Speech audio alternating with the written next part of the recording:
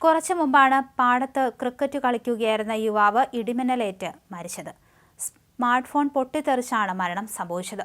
ഒപ്പമുണ്ടായിരുന്ന സുഹൃത്തിന് പരിക്കേറ്റു. എടത്വ 1-ാം വാർഡ് കൊഴുപ്പുന്ന പുതുവൽ വീട്ടിൽ ശ്രീനിവാസന്റെ മകൻ അഖിൽ പി ശ്രീനിവാസനാണ് മരിച്ചത്. 29 വയസ്സായിരുന്നു. ഒപ്പം കളിക്കാനുണ്ടായിരുന്ന ശരൺ എന്ന യുവാവിന് പരിക്കേറ്റു. ഇയാളുടെ പരിക്ക് സാരമുള്ളതല്ല. പാടശേഖരത്ത് കൂട്ടുകാർക്കൊപ്പം ക്രിക്കറ്റ് കളിക്കുന്നതിനിടെ ഇടിമിന്നലേൽക്കുകയായിരുന്നു. കൊയ്ത്തു കഴിഞ്ഞ പാടശേഖരത്ത് കൂട്ടുകാർക്കൊപ്പം ക്രിക്കറ്റ് കളിക്കുകയായിരുന്നു അഖിൽ. ഇതിനിടയിലാണ് മിന്നലേറ്റത്.